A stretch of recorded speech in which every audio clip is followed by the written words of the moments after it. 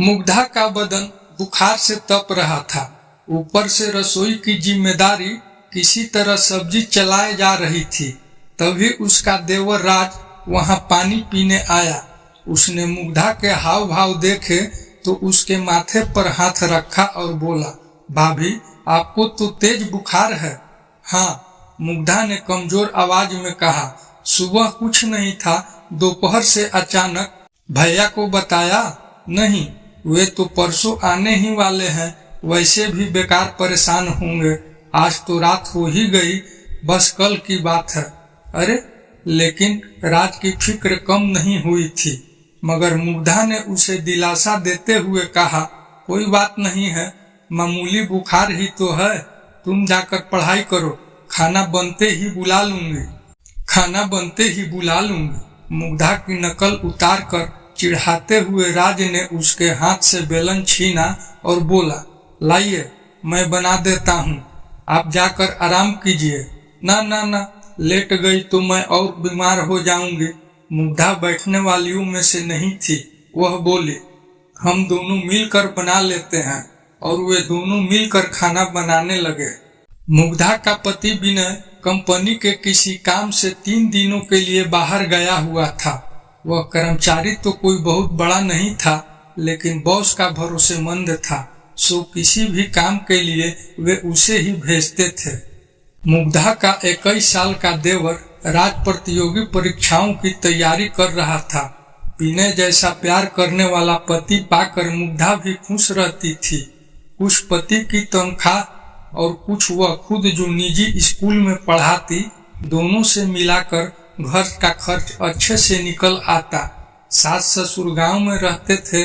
देवर राज अपनी पढ़ाई के चलते उनके साथ ही रहता था। जिंदगी में कमी थी तो बस यही कि खुशहाल शादीशुदा जिंदगी के 10 सालों के बाद भी उनके कोई औलाद नहीं थी। अब मुग्धा 35 की हो चुकी थी। अपनी हम उम्र बाकी टीचरों को उनके बच्चों के साथ देखती तो ना चाहते हुए भी उसे रोना आ ही जाता। वह अपनी डायरी के पन्ने इसी पीड़ा से रंगती जाती। रोटियां बन चुकी थी। राज ने उसे कुर्सी पर बैठने को बोला और सामान समेटने लगा। मुग्धा ने सिर पीछे की ओर टिकाया और आंखें बंद कर ली। वातावरण एकदम शांत था। तभी वहां वही तूफान फिर से गरजने लगा, जिसका शोर मुग्धा आज तक नहीं भाग पाई थी। राज की गर्दन धीरे से मुग्धा की ओर घूम चुकी थी। वह कनखियों से मुग्धा की फिटिंग वाली समीज में कैद उसके उभारों को देखने लगा था। मुग्धा की सांसों के साथ जैसे जैसे वे ऊपर नीचे होते, वैसे वैसे राज के अंदर का शैतान जागता जाता। हो गया सब काम। बर्तनों की आवाज बंद जानकर मुग्धा ने अचानक पूछते हुए अपनी आंख खोल दी। राज हकबका गया और बोला, हाँ भाभी, बस हो ही गया। कहकर राज ने जल्दी जल्दी बाकी काम निपटाया और खाने की चीजों को उठाकर मेज पर ले गया। मुग्धा ने मुश्किल से 2 रोटियां खाई, वो भी राज की जिद पर। वह जबरदस्ती सब्जी उसकी प्लेट में डाल दे रहा था।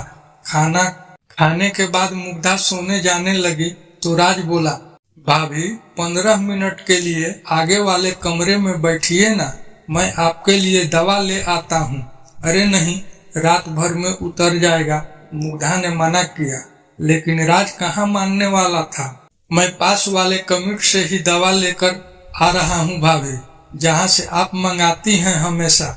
दरवाजा बंद कर लीजिए, मैं अभी आया। कहता हुआ वह निकल गया। मुग्धा ने दरवाजा बंद किया और सोफे पर पैर ऊपर करके बैठ गई। राज ने तय कर लिया था कि आज तो वह अपने मन की करके ही रहेगा। इस बीच केमिस्ट की दुकान आ गई। क्या बात है राज बाबू? केमिस्ट ने राज को खोया सा देखा तो पूछा।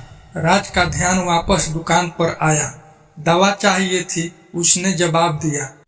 अबे तो यहाँ क्या मिठाई मिलती है? केमिस्ट उसे छेड़ते हुए बोला।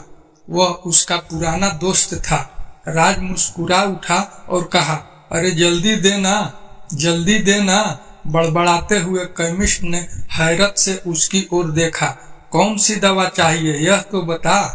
राज को याद आया कि उसने तो सचमुच कोई दवा मांगी ही नहीं। उसने ऐसे ही बोल दिया, भाभी की तबीयत ठीक नहीं है, उन्हें बुखार है, जरा नींद की गोली देना। नींद की गोली बुखार के लिए सोचते हुए केमिस्ट ने उसे देखा। वह खुद भी मुग्धा के हुस्न का दीवाना था। हमेशा उसके बारे में चटकारे ले लेकर बातें किया करता था। उसने राज के मन की बात टाल ली।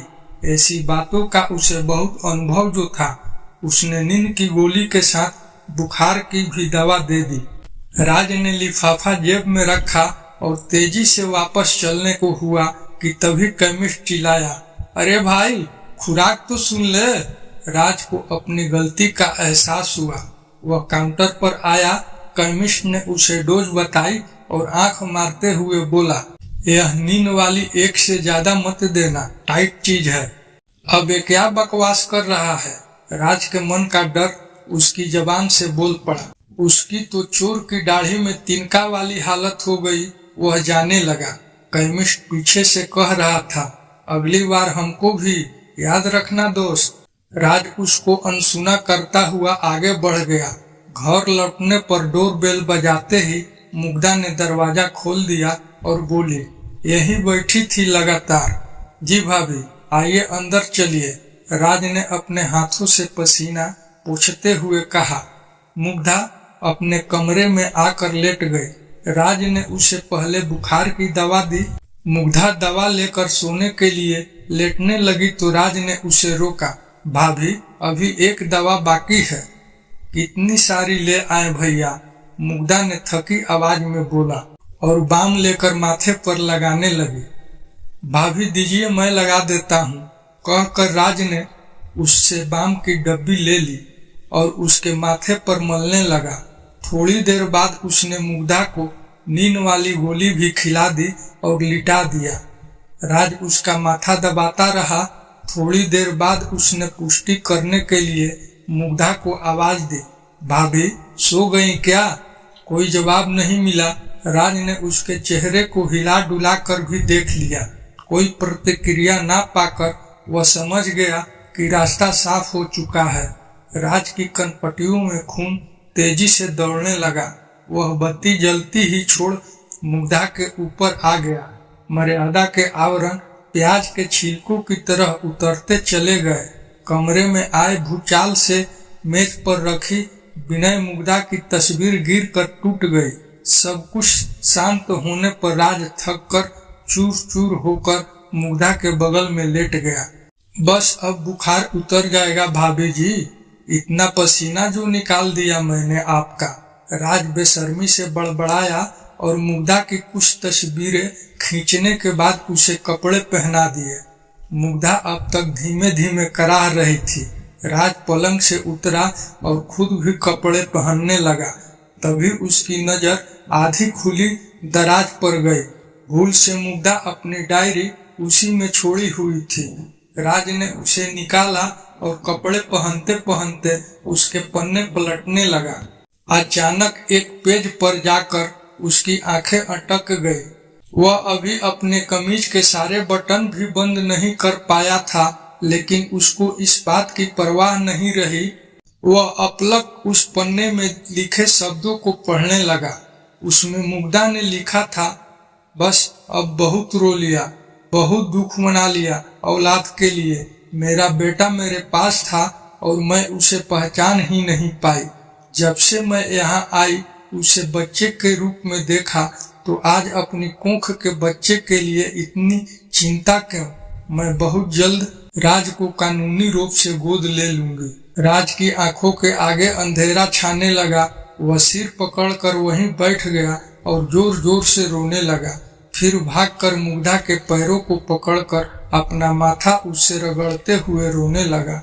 भाभी, मुझे माफ कर दो, यह क्या हो गया मुझसे?